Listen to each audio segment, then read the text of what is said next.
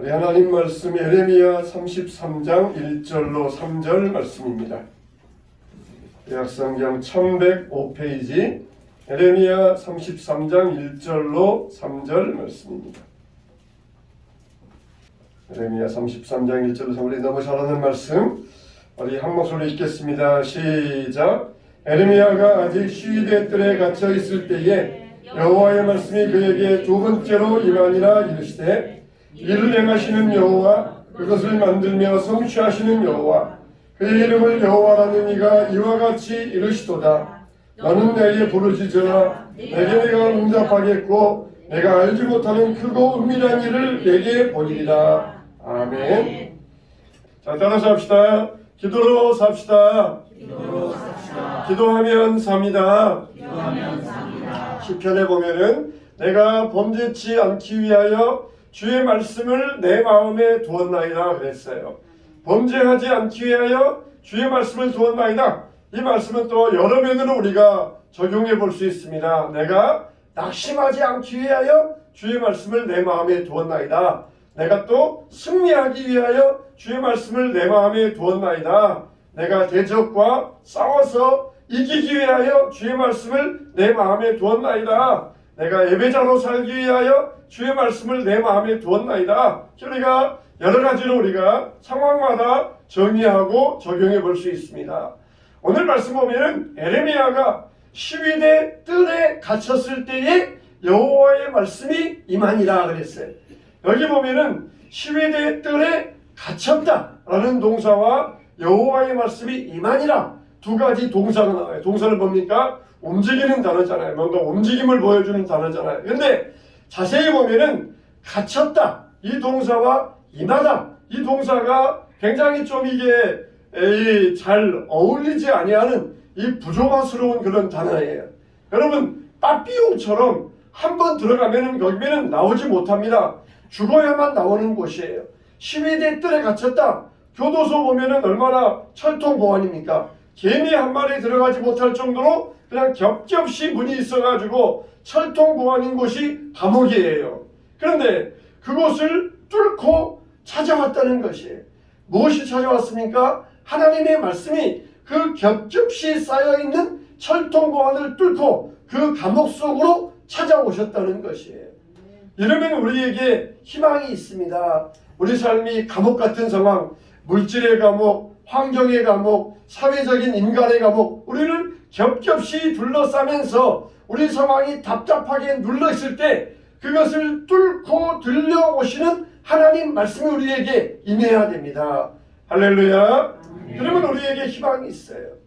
어느 교회 이야기를 들었어요. 저기 상주에 있는 모 교회 이야기인데 그 교회에 갑자기 목사님에게 중직들이 찾아와서는 목사님, 우리가 교회 떠날랍니다 그러더라는 것이에요. 왜 그러냐 그러면은 그 목사님이 어느 날 교회에 부임해 오셔가지고 이 길거리를 가는데 한 장애인이 있었어요. 그래서 그 장애인에게 우리 교회에 한번 오세요 그렇게 말을 건넨 것이. 그랬더니 장애인이 반색을 하면서 교회 가도 돼요? 그러더라는 거예요.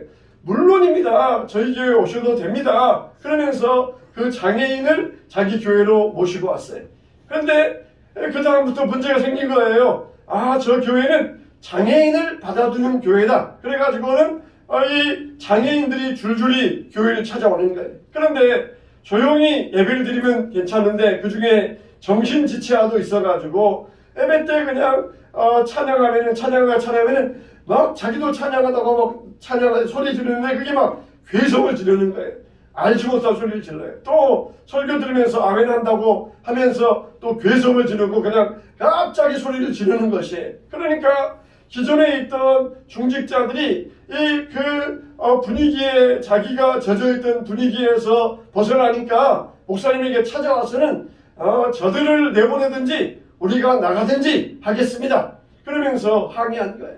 목사님이 어떻게 하시겠어요? 중직자들에게 저들은 나가면은 아무 데도 받아주는 데가 없습니다. 장로님들, 집사님들 나가면은 받아주는 교회 있지만은 저들은 나가면은 아무 데도 받아주는 교회 없습니다. 나는 저들을 절대로 내보내줄 수 없습니다.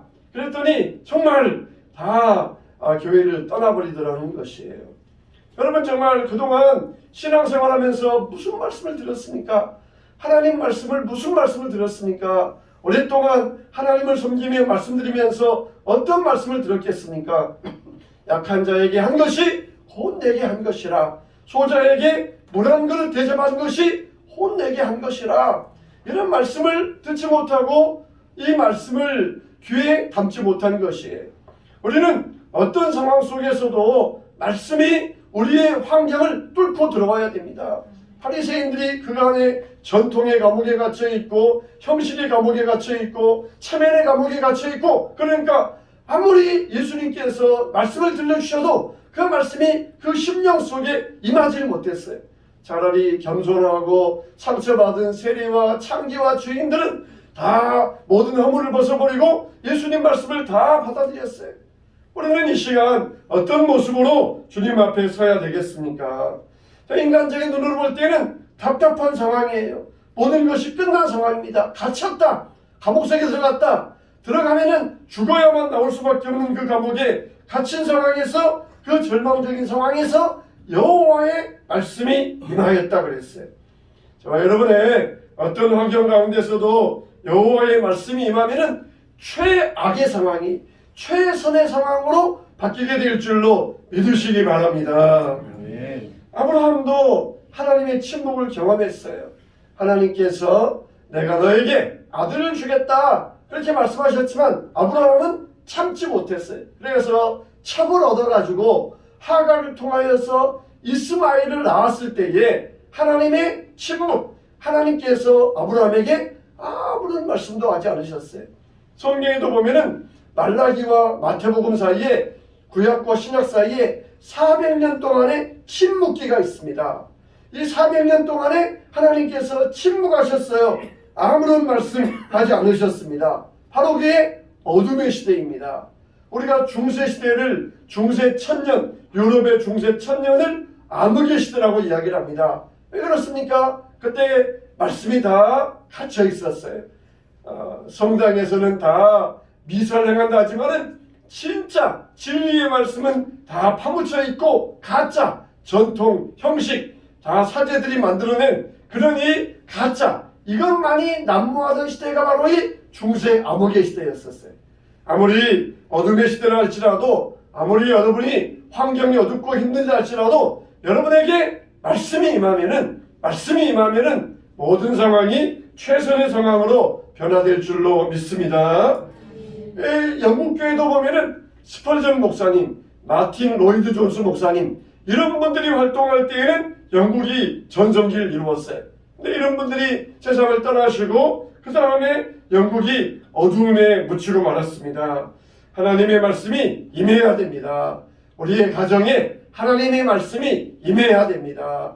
대신방하면서 가정에 하나님 말씀을 전하면서 이 가정에 하나님 말씀이 임하기를 원합니다. 기도하는 마음이에요. 물론 교회에서도 말씀을 듣지만 가정 현장에서 하나님의 말씀을 들려주는 그 말씀은 어떻습니까? 또 새롭잖아요.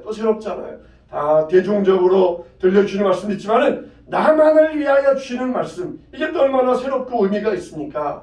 우리 가정에도 하나님의 말씀이 임해야 됩니다. 여러분의 심령에도 하나님의 말씀이 들어와야 됩니다. 그럴 때 우리는 절망의 자리에서 나아갈 수가 있어요. 따라서 합시다. 너는 내게 부르짖으라. 내가 알지 못하는 크고 크고 은밀한 일을 보이리라. 할렐루야. 여러분, 부르짖으라 명령이잖아요. 부르짖으라. 이 명령은 어떤 이야기입니까? 여러분, 이 말은 우리에게 부르짖으라 하는 그 의미 이전에, 그 말 이전에 의미가 들어있어요. 에레미야는 굉장히 성격이 소심한 사람이었어요. 그러니까 성격이 소심하면 어떻게 쉽습니까? 우울해지기 쉬워요. 사람이 성격이 소심하면 우울해지기 쉽습니다. 그런데 이런 에레미야, 그러나 이런 소심하고 우울한 사람이 감옥까지 갇혔으니까 어떻습니까? 더 그냥 그 스트레스에 심해져가지고 완전히 그냥 다운된 상태에 있어요. 근데 그런 예레미야에게 부르짖으라, 이 말은 뭡니까? 너의 그 소극적이고 소심하고 다운된 상태를 벗어나서 적극적이고 모든 것들을 받아들이는 담대한 자세로 나아가라. 이게 부르짖으라 기도하라 말씀 이전의 의미가 이 말씀 속에 포함되어져 있어요. 그렇지 않아도 그냥 에레미야 그냥 날마다 우울하고, 에레미야는 우리가 별명이 뭡니까? 눈물의 선지자라 그러잖아요. 맨날 눈물 흘리고 항상 우울하고 젖어있고 이런 사람에게 부르짖으라. 이 말은 기도하라. 그 말씀 이전에 담대하라. 적극적인 자세를 가져라. 소심을 버려라. 우울의 틀을 깨고 나와라 하는 그런 자세를 요구하셔요. 자세. 믿음은 자세의 시작이세요. 믿음은 자세에서 시작해요. 믿음은 뭐 처음부터 막 그냥 어떤 일을 행하는 것이 아니라 자세부터 시작합니다. 그래서 예배의 자세, 예배 드리려고 자세 잡는 것부터 시작해. 기도의 자세, 기도하려고 자세 잡는 것부터 시작해요. 마음에 무릎을 꿇고 두 손을 모으고 이렇게 고개를 숙이고 하는 그 자세에서부터 믿음이 시작되는 것이에요. 에레미야에게 내 상태에서 지금 벗어나야 된다. 소극적이고 우울하고 소심하고 지금 파묻혀 있는 상태에서 깨고 나와야 된다. 그러기 위해서는 뭐예요? 담대해야 되는데 방법이 뭐예요? 부르짖어라. 적극적인 자세로 부르짖어 나와라. 그래서 이 절박한 상황 가운데서 한계에 부딪혔을 때 부르짖어라. 위급함과 어려움에 처했을 때 부르짖어라. 그러면 내가 에게 응답하겠다는 것이에요. 그렇지 않아도 상황이 어려운데 감옥까지 갇혀 있으니까 아무도 만나지도 못하고, 그러니까 얼마나 그 마음이 우울에 빠져 있었겠습니까? 우울에 빠져 있지 말고 부르짖어라. 아무도 없느냐? 아무도 내 주변에 없느냐? 내가 있다. 아무도 대화할 사람이 없다고? 내가 듣는다. 너는 내게 부르짖어라. 간절히 나오라 기도하는 거예요. 그 감옥 속에서 에레미야가 얼마나 부르짖었겠습니까? 큰 소리로 못했을 것이. 그러나 그 마음속에서 소리는 안 나오지만은 끌어나오는 그런 마음의 그 가슴의 부르짖음, 그게 에레미야에게 있어야 된다는 것이에요. 우리가 처음에는 어떤 일을 만나면은 거부하잖아요. 그러다가 점점 받아들이고 포기하게 됩니다. 암에 걸리면은 처음에는 거부합니다. 나는 아니야. 나는 아닐 거야. 그러다가 점점 시간이 흐르면 그걸 그냥 포기하고 받아들여지게 돼요. 우리가 신앙적인 상황도 마찬가지입니다. 내가 신앙생활 잘했는데 나에게 왜 이런 문제가 오고 고난이 닥치는가? 나는 아닐 거야. 나에게는 절대로 이런 일이 일어나지 않을 거야. 그렇게 처음에는 거부하다가 나중에는 점점 포기하고 수용해버리는 단계가 있습니다. 우리는 이걸 단호히 거부해야 돼. 단호히 잘라내야 됩니다. 우리가 신앙생활 잘하고 그동안 하나님 앞에서 믿음을 쌓아오고, 그거는 하나님께서 그대로 보셔요. 그대로 여러분들 보고 계십니다. 그러나 한 번씩은 우리를 좀 연장하기 위한 하나님의 단계가 있어요. 그냥 그대로 있으면은 그게 모든 게 이게 가라앉아 버리면은 이 겉으로 볼 때에는 다 잔잔한 것 같지만은 속에 또 침전물들이 있어요. 그걸 걷어내야, 어떻게 걷어내야? 한번 휘저어 가지고 그 침전물들을 걷어내야 돼요.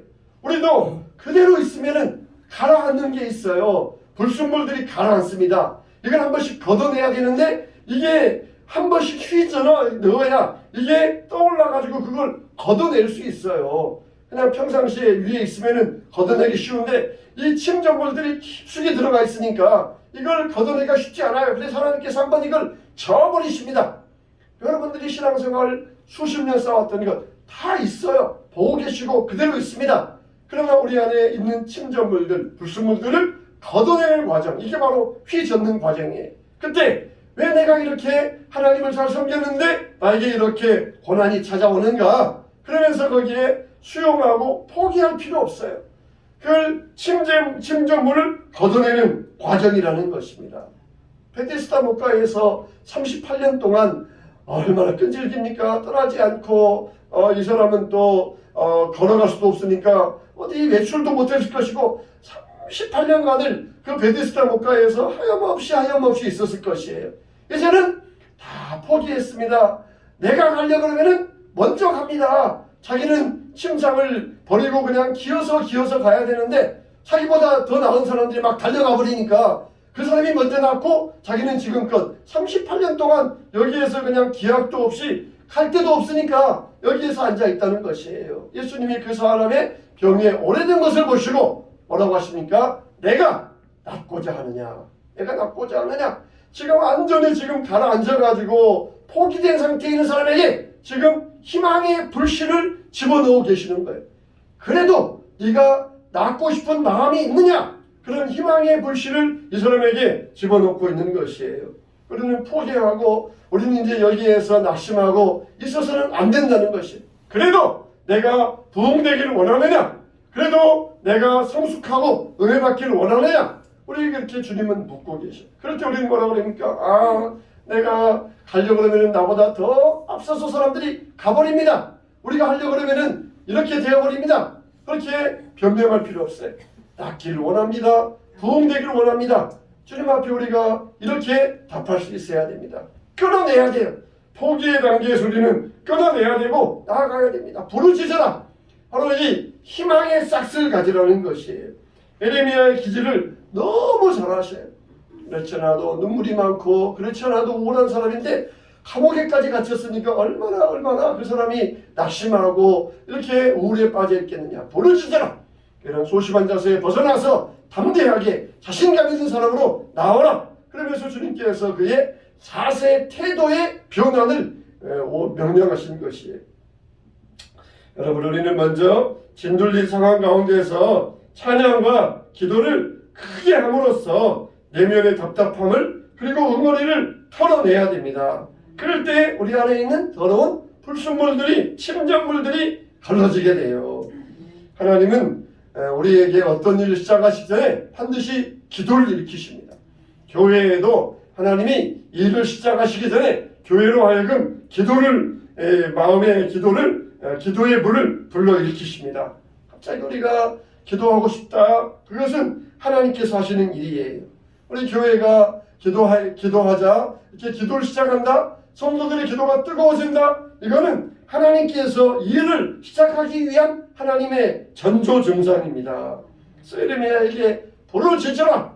지금 내가 시위대 뜰에 감옥에 갇혀 있어요. 나 힘도 없어요. 여기에서 제대로 먹지도 못하고 있어요. 사람들이 나를 불을 켜고 감시하고 있으면서 그냥 틈만 보이면 나를 죽이려고 하고 있어요. 근데 내가 여기에서 뭘 하겠습니까?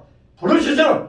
하나님께서 새 일을 행하시겠다. 부르짖어라. 그러면서 에레미야에게 명령하셨던 것이에요. 정말 내 안에, 여러분 안에 기도의 마음이 있다. 이것은 평범한 일이 아닙니다. 하나님이 무언가를 시작하려고 하시는 징조예요.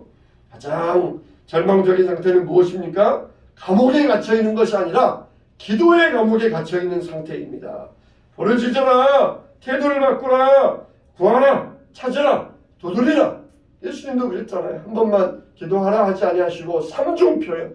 구하라. 찾으라. 두드리라. 그러면서 적극적인 자세. 소극적으로 하지 말고 적극적으로 하는 거예요. 적극적으로.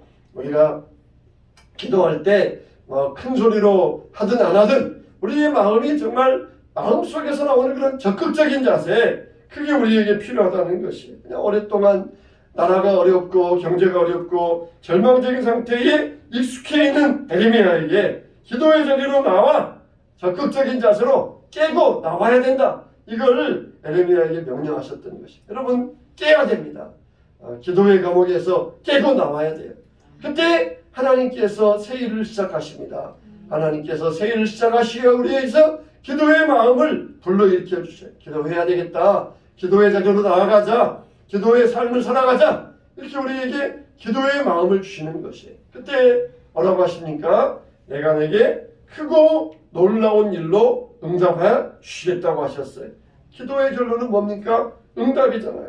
그런데 기도의 결론은 응답인데 내가 원하는 방식과 시기는 아닐 수도 있어요. 하나님이 원하시는 방식과 시기로 응답할 때가 있습니다. 나는 열심히 이 방향으로 기도했는데 하나님은 저 방향으로 인도하셔요. 왜 그렇습니까? 내가 보는 것보다 하나님이 보시는 게 더 정확하기 때문이에요. 내가 이게 있어야 될 것을 정확히 아시기 때문이에요. 그래야 하나님께서 여러분들에게 은혜 주셔요. 어떤 사람은 사업한다고 막 열심히 일하다가 그만 사업에 어려움이 생겼어요. 그래서 하나님 사업 잘 되게 해주세요. 사업 잘 되게 해주세요. 그렇게 기도했는데 몸이 막 건강해진 거예요. 사업이 어렵다고 그러면 사업할 때는 그냥 세상에 나아가서 그냥 피곤하게 살았는데 사업이 좀 한가해지니까 그때부터 운동을 시작해가지고 막 자기는 사업 잘 되게 해달라고 기도했는데 몸이 막 건강해지는 것이에요. 오히려 사업은 그냥 그대로인데 몸이 막 건강해져요. 그럼 어떻습니까? 몸이 건강하면은 뭐 사업 시작하는 것은 문제도 아니잖아요. 그냥 내 사업, 그냥 돈이 생기고 그리고 거래처가 이어지고 주문이 들어오고 자기는 그러기를 원했는데 그냥 몸이 건강해지고 정신이 맑아지고 체력이 생기고 그러는 방에 하나님이 응답하시어서 결국은 하나님께서 응답하시는 방법으로 하나님의 뜻을 이루어 가셔요. 나는 이걸 원했는데 하나님은 다른 방향으로 응답하셔가지고 하나님의 뜻을 이루어 가시는데 결국은 뭡니까? 하나님의 선을 이루어지고 하나님의 뜻이 이루어지고 결국은 내가 원하는 기도의 소원이 이루어지는 것이에요. 그냥 우리가 그 상황에서 아무것도 안 하고 있으면은 그 사람이 몸이 건강해졌겠습니까? 몸도 망쳐버리고 사업도 망쳐버렸을 것이에요. 근데 하나님 앞에 나와서 기도했더니 몸도 건강해지고 사업도 다시 일어나게 되고 이게 하나님의 역사예요.